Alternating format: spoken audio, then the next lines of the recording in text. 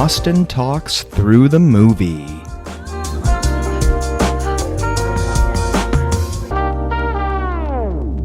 Howdy, I'm Austin Larson, and you're listening to the Ex-Girlfriend Tattoo Podcast. Or you might also be listening to Austin Talks Through the Movie, depending on how you're looking at it. Right now, we're having a little bit of a hybrid episode, the first one with both podcasts. I'm joined today by my guest, the always lovely Loran. Hey there. Howdy. Loran, thank you so much for joining me today. Of course, anytime. Well, thank you. I appreciate it. Like I said, this is the first kind of hybrid episode between Austin Talks Through the Movie and the Ex-Girlfriend Tattoo Podcast. Let's see. This is the first episode. I have 2 more planned in this vein. How have you been? Not too bad. Getting ready for this big move, but not bad. Awesome. I'm glad to hear it. That's right. Yeah, the move is coming up. Let's see. So today is Wednesday, September 8th. On this upcoming Sunday, I'm flying out to you, and then we're making the long haul back. Yeah. Shit, that's... Finally. Seriously, right? After all this fucking time. Right. I'm excited, you know. Never driven that far before, but have you? Not that direction, but I think so. Okay. You and I, both products of the 90s. You more so than myself, definitely. Let's see. Yeah. Definitely. You were, let's see. Yeah, you were born in March of 90, so you were alive for pretty much all of the 90s except for, the first 6 weeks or so? Yeah, pretty much, yeah. Okay, yeah. So growing up in the 90s, were you a fan of Power Rangers? I was obsessed with the Power Rangers. There we go. And healthily obsessed with Power Rangers. But who wasn't, though, back in the day, you know? Right? When you got your first tattoo, how old were you? 18. 18. That's a good age. That's the age I was when I got my first tattoo. Right. All right. And with that being said, of course, you know, as we're both fans of Power Rangers, did you see the most recent live action film? And I want to say it was 2016, 2017, somewhere in there. I did. I did. I went and saw it in theaters, actually. Me too. I did as well. Yeah, it was good. I enjoyed it. You know. I was impressed. They did way better than a job than I thought they were going to. As did I, you know? I mean, they remained faithful enough to the source material. I mean, don't get me wrong, it wasn't Mighty Morphin Power Rangers the movie from, what was that, 95, I want to say? I think so, yeah. yeah. They had Red Hot Chili Peppers and Van Halen on the soundtrack. I mean, come on. You can't fucking top that. I mean, geez. That skydiving intro was like the best thing ever. Seriously. So. And then, when that Ivan dude gets everyone's parents addicted to lean... Right? They were way ahead of their time. It's a classic. Seriously. You can't not love it.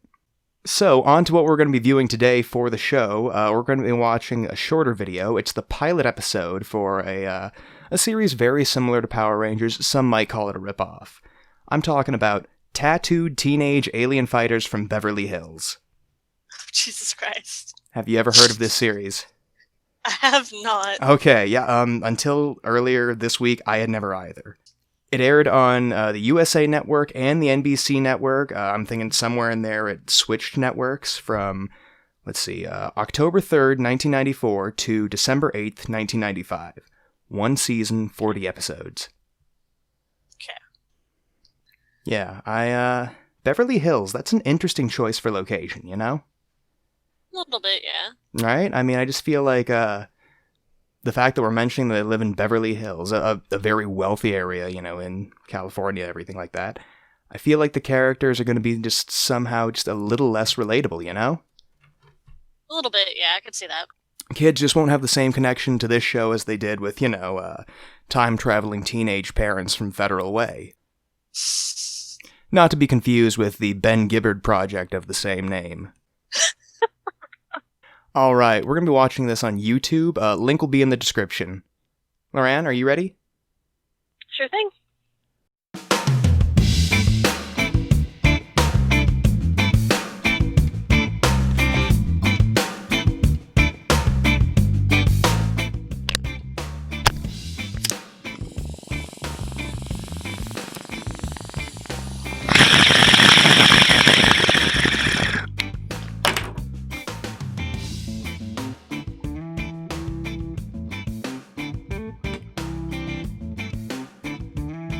Hope everyone's enjoying the program so far. We're watching tattooed teenage alien fighters from Beverly Hills on YouTube. Links in the description, but if that's not your thing, go ahead, check out this little synopsis.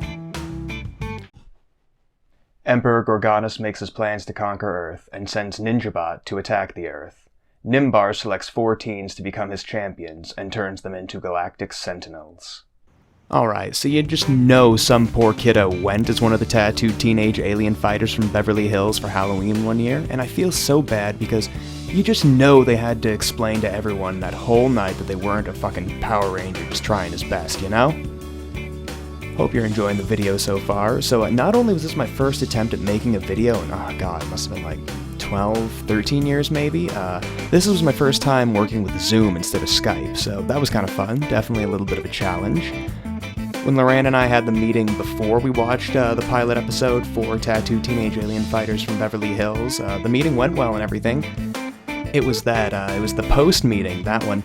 I forgot to spotlight or pin or whatever the hell you do to her window, so the recording ended up going between the two of us. I was able to still edit around a lot of that, but I had to leave a lot of dead space in. I didn't want the video to seem choppy or jumpy, anything like that, so I left a lot of the dead space in.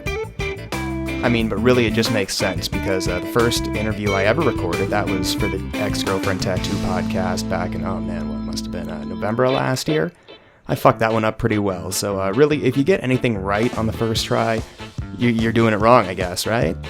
Also got to thank Loran because she was actually a last-minute replacement for a guest I was gonna have, but they ended up having to cancel due to a little bit of a family emergency, so anyway. Also, to everyone in California, Oregon, and even up here in Washington being affected by the wildfires, please, please, please stay safe out there. I've seen photos, I've seen videos, I mean, I've heard from people I know personally who are on the verge of being evacuated, and it's terrifying, so please, please, please, stay safe out there. Alright, I hope you're enjoying the first crossover episode of Austin Talks Through the Movie and the Ex-Girlfriend Tattoo podcast. You can find all the handy-dandy links for both shows at campsite.bio/Ex-Girlfriend Tattoo podcast. Alright, well, with that being said, let's get back to the show. We now return to the viewing in progress. Alright, Pumpkin, what'd you think of that? Mighty Morphin Power Rangers. For real though, right? That was the best, right? No, it wasn't terrible. I don't think. It was fun. I liked it. It was fun. It was fun. That's probably a good I don't way to think put I it. could watch 40 episodes of that, but it was fun. How many episodes do you think you could watch? How drunk could I get? As drunk as you wanna. It's Austin Talks Through Yeah. the Movie. Or the Right, it would Ex-Girlfriend have- Tattoo podcast. Yeah. Either way. Right? Well, they do have a better intro. Like, video-wise, they have a better intro than me. I'll tell you that much. We can work. We'll just get explosions and Carlos, and it'll be great. That's right. I mean, the one we have now, I kind of made up just for this, just to see how it looked. Features myself, of course, and Carlos, the intern, and my friend Cam, not to be confused with the other Cam, my friend Cam Den. He was on Austin Talks Through the Movie. I think I watched, oh god, what did I watch with him? Wood Chipper Massacre. But yeah, this episode was called In the Beginning, and I was like, oh, okay, we're going to start off with the same 3 words as the Bible. That's, Ooh. wow, Oh, edgy, God. right? That sets the mood. Yeah, don't cut yourself on that edge, jeez. So that first shot of that villain, I forget, the name is slipping me right now. It looks like if like the costume designer had only seen Darth Vader via like drawings done by children. Ooh, I was thinking like something out of Mortal Kombat, but okay. No, I totally feel that. Okay, I mean, yeah, something, maybe a Mortal Kombat character drawn by children. Something like that, definitely. But the guy he deploys to Earth with the sword and everything, the first thing I thought with the face paint and just his kind of general demeanor, was that Fantasio? Fantasio? Oh, God. Like, you know, the Excuse me, God. He was, I think he was, I want to say he was in the WWF, but maybe it was WCW for a little bit, and his finishing maneuver was he'd fucking, just, mysteriously strip his opponent's underwear off and then get the surprise pin. Oh. Yeah, that is, that's professional wrestling for you. Hey. Well then. And then, of course, early on in that episode, so when we're first meeting Swinton and his dad, first off, I just love the name Swinton, because you can rearrange the letters in Swinton to create Winston, and Winston is what I call my penis. I knew this. I'm glad. Anyway, oh my God. So is Swinton, does he think he's fucking Einstein? Apparently. He compared himself, and I'm like, ooh, that bold comparison, buddy. Let's see how this plays out. Out. And he has a little bit of shit to talk on everyone. But to be fair, when I was his age, I mean, if you asked me about anyone I went to school with, I would have had a little bit of shit to talk on them too. So I get it. That's pretty normal, yeah. So is Gordon David Spade's illegitimate son or what? Oh man. It's there. So I'm wondering exactly how many gigawatts of power that Swinton's machine is putting out. Because he says it's putting out... Too many? He says it's putting them out, but he doesn't specify a number, so... Too many. And then, oh my God, the Zordon-like character, was that, Nimrod? That's... Nimbor? I wanted to... I looked it up. It's Nim something. I wanted it to have a face so bad. Oh my God. Was he made of chicken? I don't know. He looked like he was made of chicken. Or like ground turkey, or I don't know. Some kind of bird?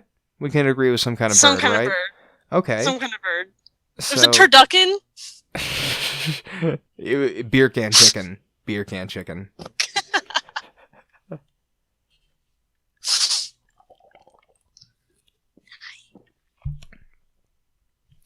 Those kids were fucking drafted into this.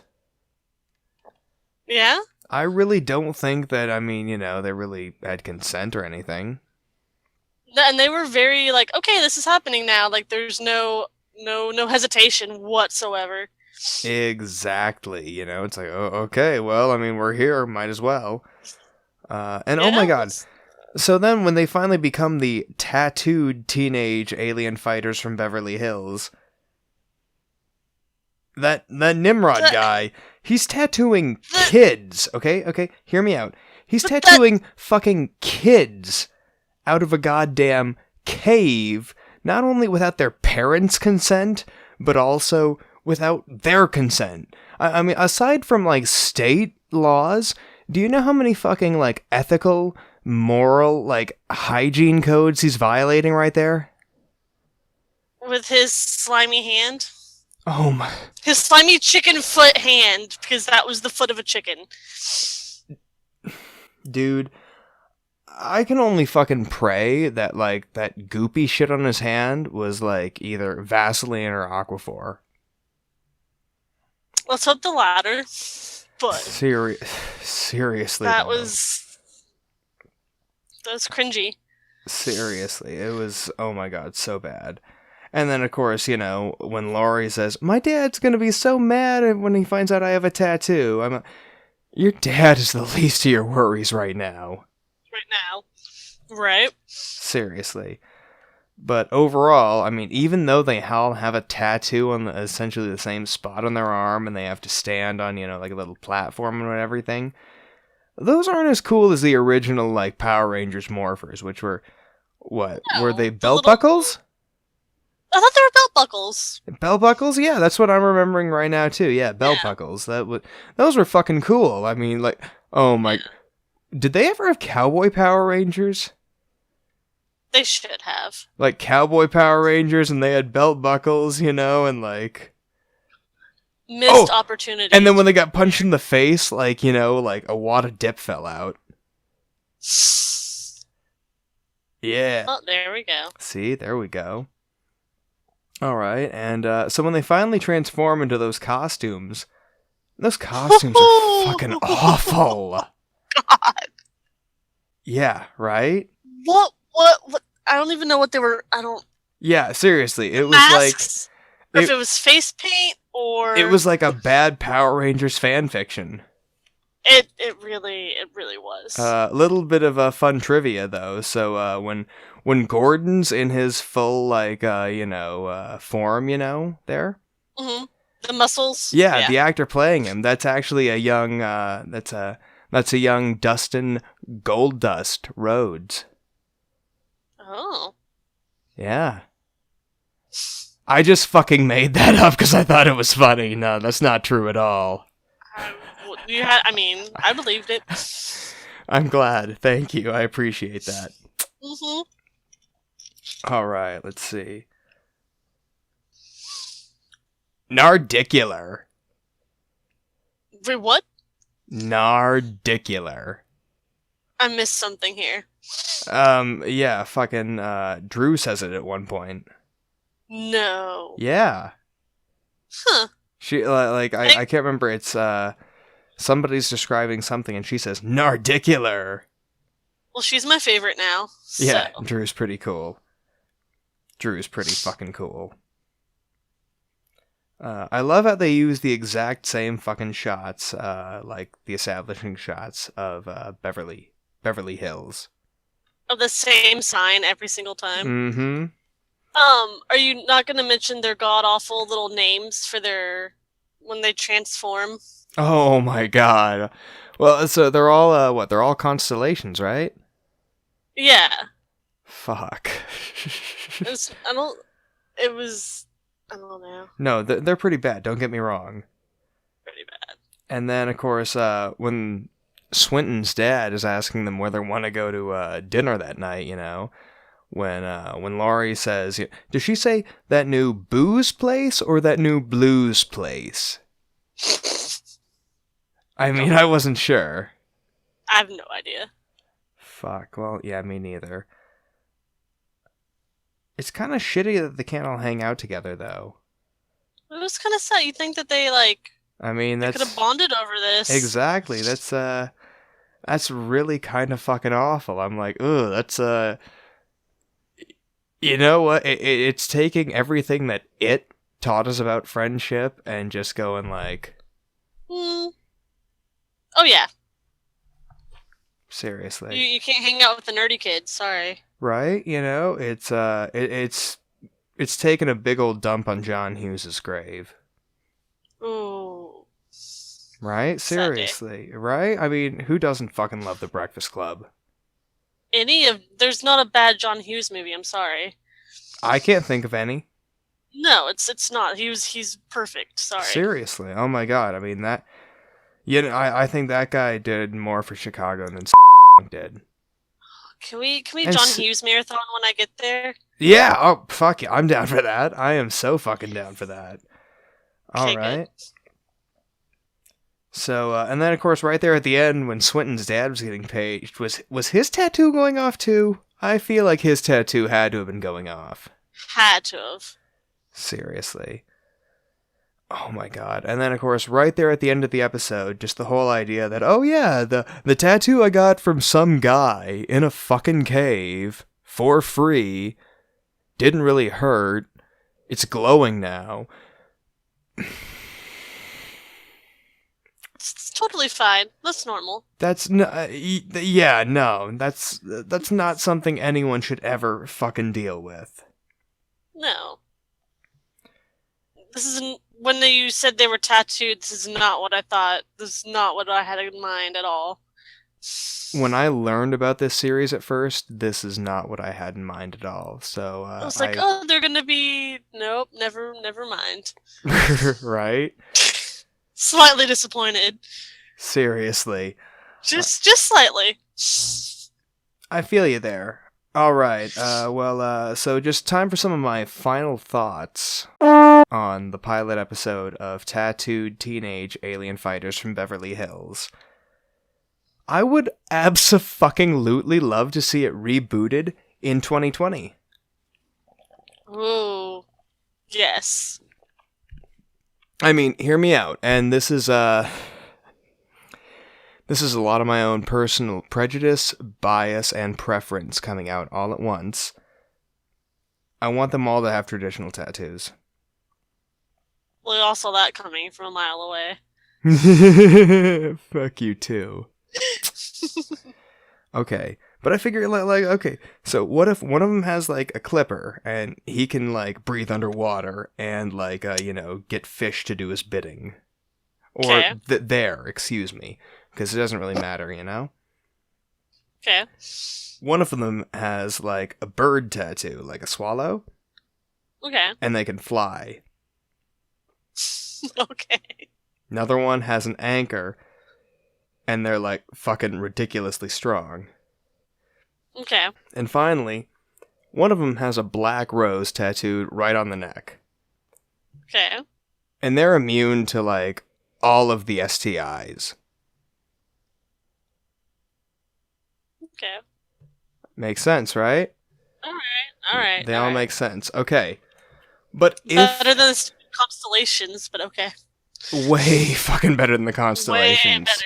Seriously. Okay. But really, if we're thinking about it, I can't think of a better band because that theme in the intro and everything was so kick-ass. We need a band that knows a thing or two about teenage angst. And as much as I hate to say it, what am I talking about? I mean, really, who knows more about teenage angst than, of course, those boys from Long Island? I think that if this show got rebooted, they'd have to get brand new back together. Oh. I mean, just... what? Can't do Jesse like that. I don't know. What? I don't know. Oh, no, It's not where I thought you were going to go with this. Really? Really? Honestly? Yeah. Okay, because I just... Hear me out, okay? Just like when I first heard the theme, like the first time I watched that episode, like just after I heard, like tattooed teenage alien fighters from Beverly Hills, I heard, yeah. When I was watching it again, with you for the reviewing, I was kind of thinking, last night fell asleep next to a liar. Tattooed teenage mutant. Yeah, fuck. Say that 5 times fast. Seriously, excuse me. But yeah, no, I was just kind of thinking, last night, fell asleep next to a liar. Tattooed teenage mutant alien fighters from Beverly Hills. And a stone white ceiling in the back of your head. I mean, Jesse needs to work, so... So what difference does this difference in age make? Kill me quick. But, I mean, if they didn't get back together, really, I feel like the Wonder Years could do a good job with this. Soupy would have a fucking field day. If not, Neck Deep's third in line. There we go. That's alright. So, do you think the tattoo removal was as painless as the application? Theoretically. Did he, lick it? Wait, did he lick it to remove it? Because...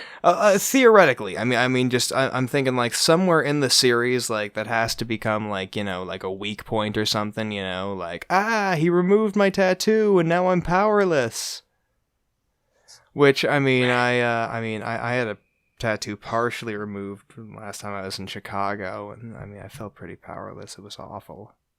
Oh. But no, she was very apologetic, and she she gave me like her tall boy, and this is in the pre-COVID days, so she was like, I am so fucking sorry, dude. She's like, hey, do you want the rest of my beer? And I was like, oh, hey, you know what? Shit happens, but thank you.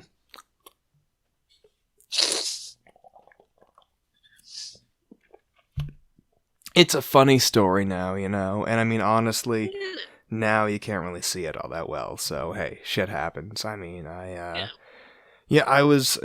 we were at a show. It was Taking Back Sunday. We were crammed in there like fucking Remember when we used to go to shows that were like crammed in like fucking sardines, dude? The good old days. Oh, man. I remember them like it was last year. Right? Like, well, Dude. what was the last show that you saw? It was with you. Oh, that was the last show I saw, too. Yeah. God, February. God, man, that was, February with fucking Teenage Bottle Rocket. Oh, those guys are so fucking cool. Right? That was a lot of fun. It was, yeah. Anyway, so overall, what'd you think of, tattooed teenage alien fighters from Beverly Hills? I don't hate it. I definitely don't hate it. It's not as bad as I thought it was going to be. I It's enjoyed not great. It's not great, but it's not terrible. It's a nice middle ground. I feel that. All right, real quickly here. Anyone you want to shout out before we leave? Hi, Mom. If you don't fucking show this to your mom, I swear to God, dude. I know. I'm serious. You can pitch it to her when you see her next. Deal. Okay. All right. Well, hey, have a good night. All right. You too. I will see you very soon. I'll see you so soon.